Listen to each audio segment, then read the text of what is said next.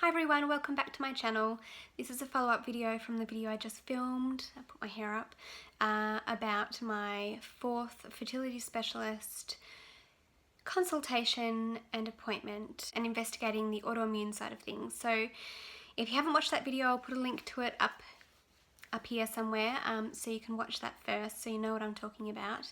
But basically we have had multiple pregnancy losses, multiple failed transfers, and something's not right. And I know it's not right. I have elevated natural killer cell levels. I've had extensive testing done on myself and my husband. I've had autoimmune tests done, blood clotting tests done.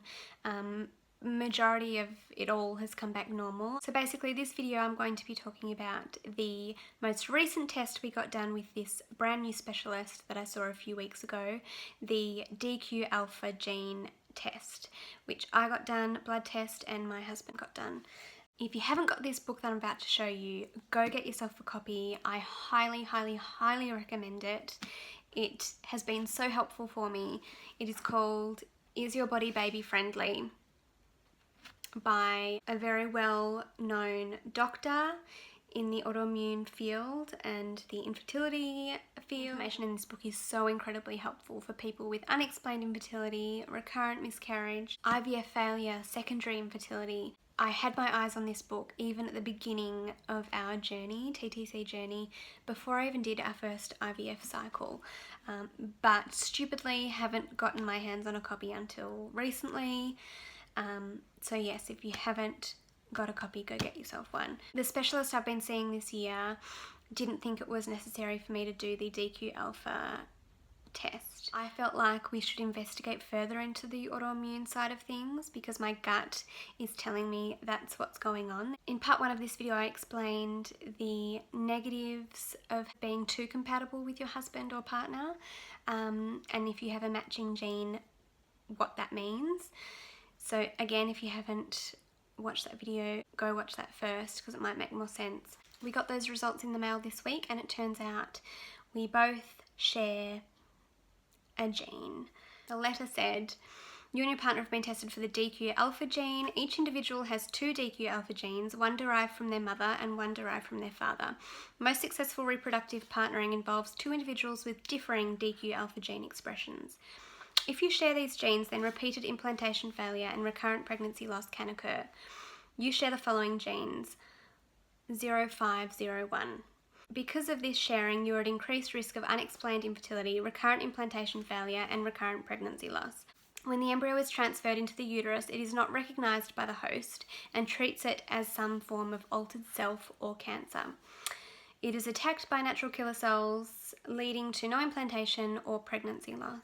There are treatments for this condition which I will advise when I next see you. That was the letter we received from my new specialist.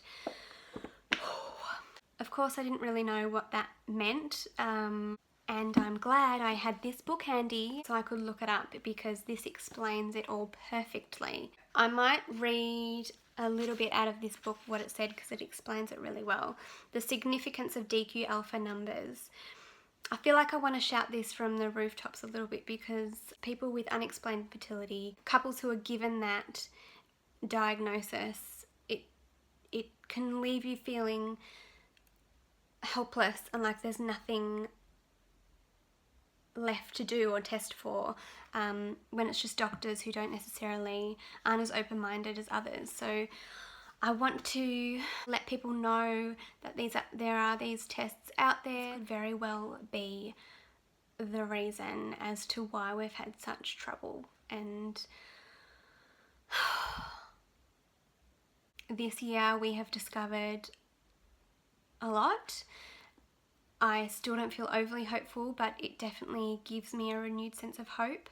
But anyway, I'll read you the significance of the DQ alpha numbers so you can understand it a bit better. The most common number in women with infertility and recurrent miscarriages is DQ alpha 4.1, also known as 0501. Of all the DQ alpha numbers a couple can share, this is the worst. Levels of natural killer cells in the woman's body can increase from 4% to over 20 to 30% and inflict far greater killing power during pregnancy. Couples in this category therefore need to be treated more aggressively. So then it goes to explain, each person has 2 DQ alpha numbers, one from each of their parents. If a couple has corresponding numbers, it reduces the quantity of possible combinations for the embryo. The 0501 genotype, which is the one Tim and I share, most resembles cancer to the immune system. Sharing DQ alpha 0501 genes is the worst category 1 problem because this provokes the natural killer cells to attack the pregnancy as if it was foreign tissue. A matching 0501 genotype is found in approximately 10 to 15% of couples and is associated with the greatest difficulties in pregnancy, including miscarriages.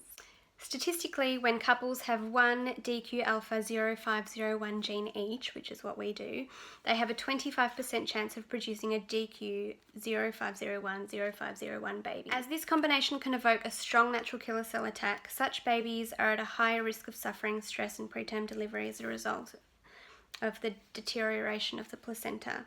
A DQ 0501 combination also means that the child is purebred according to this part of their white blood cell type and may be at a slightly higher risk of developing autoimmune problems later in life. This combination does not mean the child will automatically suffer from autoimmune disease, although precautions can be taken to avoid it. So then it's got examples of the DQ alpha combinations.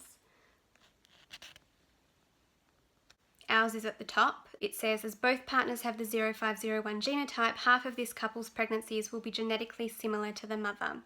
Her natural killer cells may treat the rapidly dividing embryonic altered self cells like a form of cancer and secrete TNF-alpha to destroy them. Furthermore, 25% of the possible pregnancy matches in this couple will be 0501, a combination that tends to incite the most aggressive immune response of all. In the natural killer cell section, it says, unfortunately, the stimulation protocol in IVF can make the situation even worse, as high estrogen levels prompt the bone marrow to pour out more natural killer cells. And then the doctor says, I'm concerned with the very high levels of hormones that often inflame the immune system at a time when I try to suppress it the most.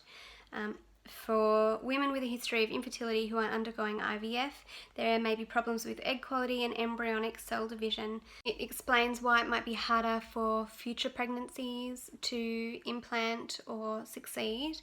It says, if the baby does not develop but is later rejected, these circulating natural killer cells may then misinterpret any future fetal cells as the onset of cancer. The highest levels are found in women with secondary infertility or recurrent pregnancy loss, 3 or more implantation failures following IVF, 3 or more pregnancy losses, DQ alpha genetic compatibility with their partner. When appropriate treatment is provided, up to 85% of these women are able to deliver a healthy baby within 3 natural or IVF cycles.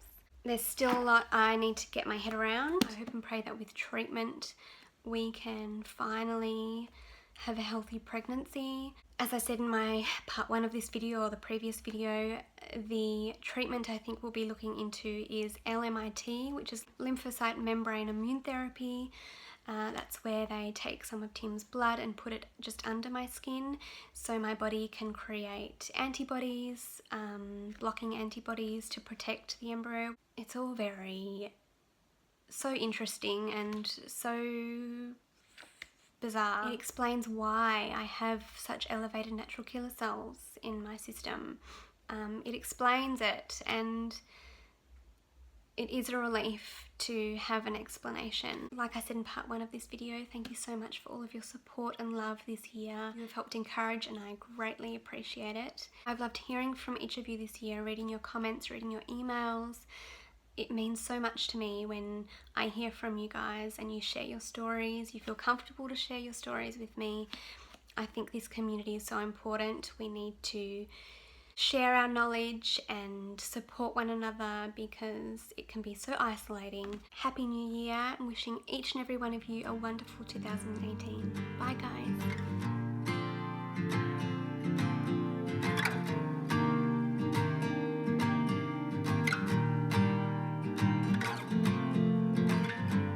How can I reach you when you shut me out?